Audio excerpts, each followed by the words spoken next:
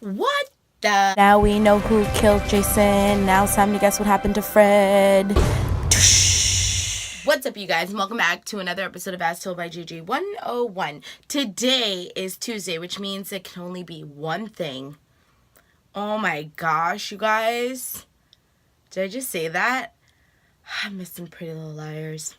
Today is Wednesday, which means it can only be one thing. That's right. It's time for another recap, review, whatever of Riverdale. So we are starting off with Season 2, Episode 1.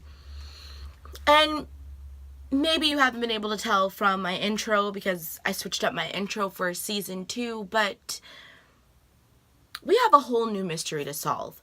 So upon watching Riverdale, after finding out who killed Jason Blossom, I'm thinking, that's the end of it. But oh no, that was not the end. So the ending of Season 1 ended with someone getting shot. Now, initially, I thought that it was Archie who got shot, if I remember correctly, because all you see is the gunman pointing the gun at Archie, and then the camera pans to the outside of Pops, and you hear the gunshot, and you see the sparks from the gunfire. So I thought Archie got shot, but when Season 2, Episode 1 begins, we see that it was actually Archie's dad. Now, if you watch spoilers or anything like that, you probably would have already known that, but I stayed clear of them just because I don't like to see spoilers. Schmerp.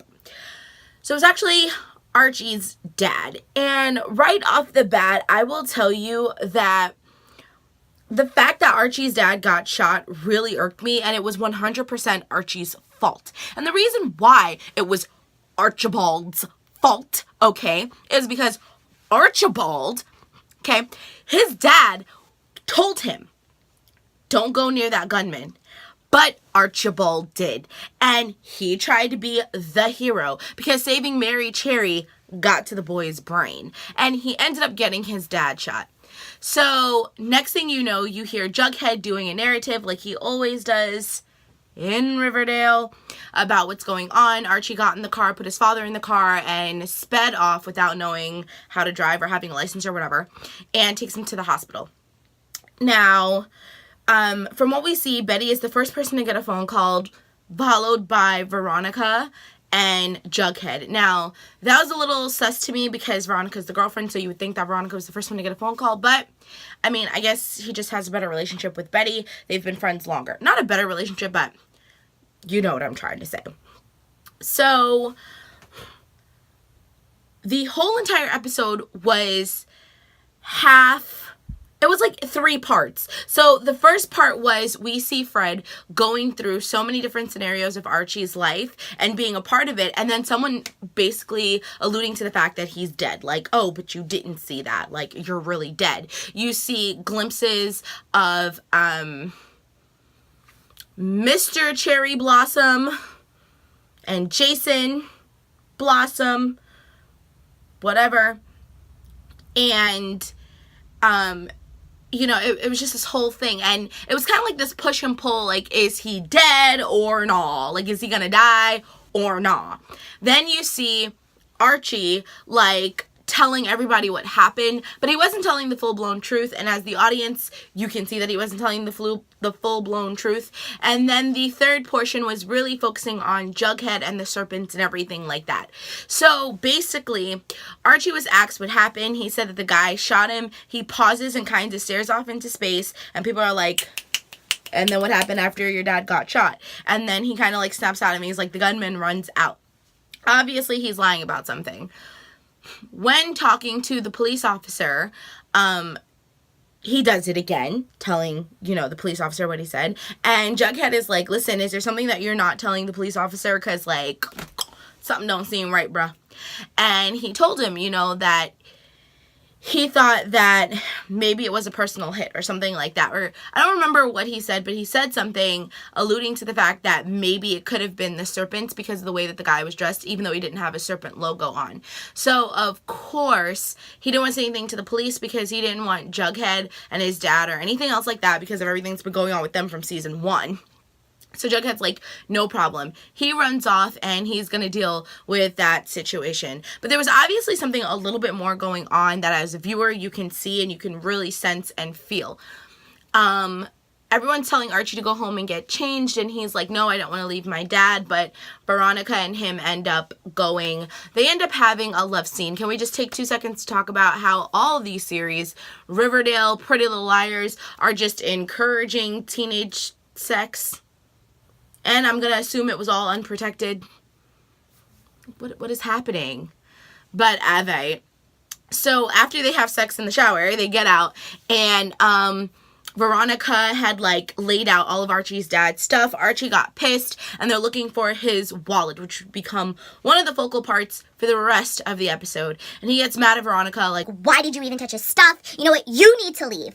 And Veronica's all like, do you really want me to go? And Archie's like, yeah, I do. And Veronica walks away. Then she stops and she comes back and she's like, no. And Archie's like, excuse me? And she's like, no. You can push me away, you can be as upset as you want, but you're upset, you're hurting, and you don't need to be alone right now. And Archie then starts to cry and just collapses into her arms by force because she kind of pushed him in. Ow. And she's like, we're going to find his wallet. So now this becomes the focal point of the show. Back on the ranch, Dad is still having these flashbacks while he's in, I guess, a coma of various things, like his graduation, him proposing to Veronica. Could this be foreshadowing? Schmarp, I don't really know. Him and Veronica actually getting married. More foreshadowing. Schmarp, I don't really know. And then the other portion of the episode had to do with Jughead trying to figure out what is going on, what has been happening. Wanted to make sure I was filming because that'd be very upsetting if I wasn't. What's been happening. He goes to the serpents and tells them what's been going on. And he's basically like, listen, I know you said that, you know, with my dad being gone, you guys are going to watch out for me. But does that include somebody who's like a brother and somebody who's like a second father? And they're like, what you need, man? And he tells them what happens. They go off to find out, whatever. Betty, at one point in time, approaches approaches Jughead about what happened. And Jughead is like, you know, just kind of like, I saw your face when they gave you the jacket. It fit you like a glove. Like, I don't want you to be part of that lifestyle. And part of the reason why is because of Betty's mother. Because prior to Betty finding out about Archie's dad, they were sitting in their dining room and Betty's mom is all like, did that boy defame you, take away your innocence in any way? And Betty's all like, no. And then when we get to the hospital and Archie's kind of like, I guess, explaining or describing who did it, Betty's mom is all like, do I even need to say it? And Betty's all like, Mom, not now. And Jughead's all like, wait. And Betty's mom is all like, well, I'm just saying, like, the description sounds like some people that you might know. Just saying. So, of course, later on down the episode, Betty brings it up and just kind of says, you know, I don't want anything to happen to you and I don't want you to get involved in something that you can't get out of. And we kind of see foreshadowing of what she meant because at the end of the episode, Jughead comes in and, excuse me, and the serpents are there with a very beaten up, bloodied guy. And basically, he's like, what's going on? He's clearly scared. Because we have to remember that these kids, even though they're acting like adults, they're still teenagers. He was very scared. And the guy was like, I'm just proving our loyalty to you. And whether you wear the jacket or not, you're still a serpent. And you can see in his eyes that really made him think about what Betty had said and about everything in general. Because Jughead wants so badly to not be like his dad. So, in the end, Mr. Archibald, Fred, whatever, he ends up waking up because in his preview, he's at Archie and Veronica's wedding, and the shooter comes back, and he goes to shoot at Archie, and Fred jumps in front of him, and that's what kind of brings him back to life. So, at that point, Archie vows to protect his dad and that nothing like that will ever happen again, because as it would come out that at the moment that that Fred got shot, Archie got really freaked out. And he just kind of stood there shocked still, couldn't move, nothing. And the guy put the gun to his head. And Archie said that he just closed his eyes waiting for it to really happen. And then he didn't open it again until the bell from the door happened. And that's when Pop called the police and Archie went to his dad. So we see it ending off with Archie sitting at the doorstep holding a bat looking at both windows. And we see Molly Ringwald, who is Archibald's mother, going upstairs to feed Fred because Fred is now home. Now let's talk about two kind of sidetrackers. While in the hospital, everybody showed up, obviously. Josie and the Pussycats and everybody. They all showed up. And all of a sudden, we see the ghostly Mary Cherry. And if you guys remember, she had set her house ablaze talking about, Mother, the only way to make ourselves pure is to start anew. And she tells everybody this lie that there was a fire while she was sleeping and her mother ran in to save her, to give her mom a good reputation. However, Creepy McCreeperpants goes into the hospital that her mother is in, and she like squeezes the like pipe that gives her air, and she's like, the ball is now in my court. I now control this game, whether you like it or not. You will not breathe unless I give you air. You will not drink unless I pour it. I am now in control. You treated me horribly, but things are about to change. Creepy. And then at one point you see her in Archie's dad's room, and Archie's like, Bruh, what you doing here?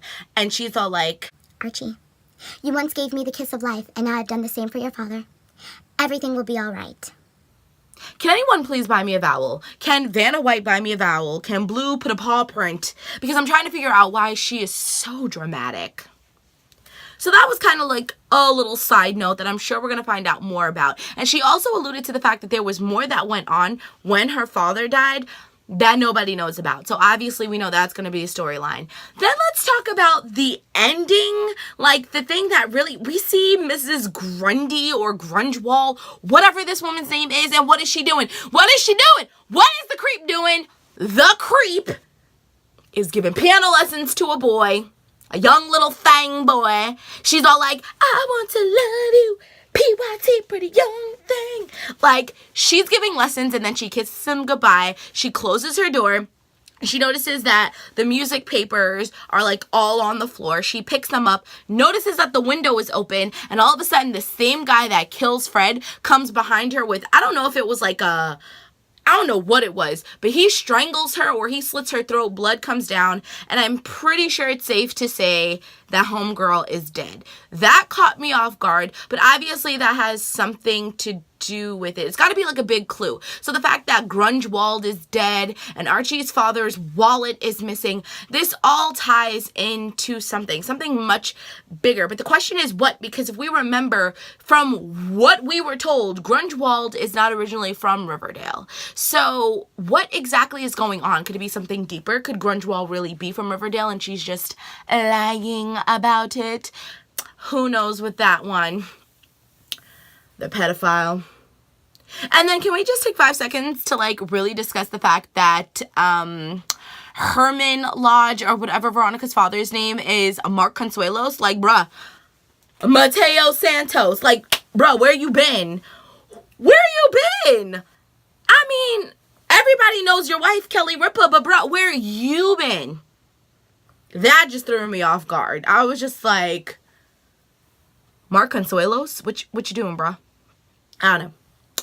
But that was the episode in a nutshell. So season 2 should be very interesting to watch. I'm not really sure why there's a season 2, but to each their own. As always, if you enjoyed this episode and you want to see more from me, or if you want to see more like it, then you definitely need to be part of the GG Meister Merpod and come swimming with us on all of our adventures. How am I to do that, you're probably asking? Well, it's simple. All you have to do is rate, comment, subscribe, and share, because sharing is caring, and I'll be seeing you in my next video. Loves and likes ya. Bye.